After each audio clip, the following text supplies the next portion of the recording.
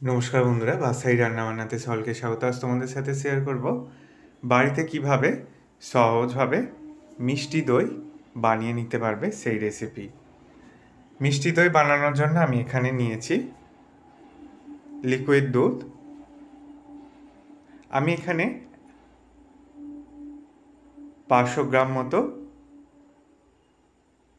Liquid দুধ নিয়েছি, আর এই কাপ মেপে চিনি নিয়ে নিচ্ছি। আমি এখানে প্রায় 75 গ্রামের মতো চিনি আছে।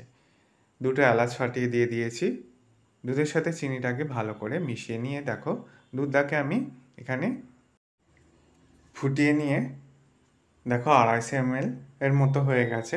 এই অবস্থায় এটাকে নামিয়ে নিয়ে ঠান্ডা করতে দিয়ে দেবো। এদিকে আমি 1 চামচ চিনি দিয়ে ক্যারামেল তৈরি করে নিচ্ছি। চিনিটা ভালো করে মেল্ট হতে শুরু করলে অল্প একটু জল দিয়ে ক্যারামেলটাকে রেডি করে নিয়েছি। এবার একটা পাত্রের মধ্যে দই বীজ নিয়ে নিচ্ছি, ভালো করে ফেটিয়ে নিচ্ছি। দুধটা দেখো ঠান্ডা হয়ে গেছে, তবে পুরোপুরি ঠান্ডা না, হাত ছোঁয়া গরম। এই অবস্থায় আমি ক্যারামেলটাকে এই দুধের মধ্যে দিয়ে দিচ্ছি। এবার ভালো করে মিশিয়ে নিতে হবে ক্যারামেলটাকে। দুধের সাথে ভালো করে মিশিয়ে নিলাম।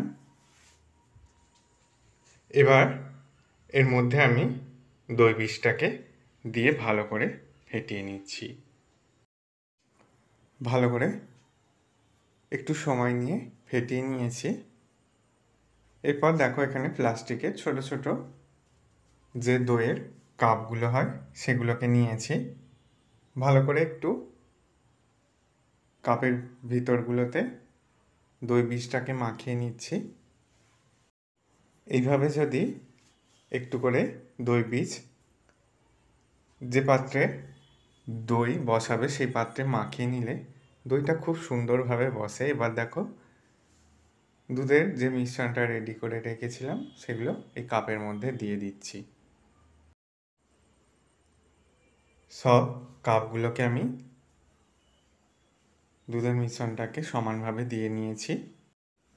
এইভাবে এগুলোকে আমি গরম অবস্থাতে 12 ঘন্টা মতো রেখে দেব। 12 ঘন্টার পর ফিরে এসেছি। দেখো কত সুন্দর দইটা বসেছে। তোমাদের বাটি উল্টে করেও দেখিয়ে দিচ্ছি। দেখো দই পড়ছে না। এইভাবে খুব সহজে দোকানের মতো মিষ্টি দই বাড়িতেই বানিয়ে নিতে পারবে। আশা করি রেসিপিটা তোমাদের ভালো লাগবে। ভালো লাগলে বন্ধুদের মধ্যে অনেক শেয়ার করো। লাইক কমেন্ট করতে ভুলো না। সকলে সাবধানে সুস্থ থেকো। ধন্যবাদ।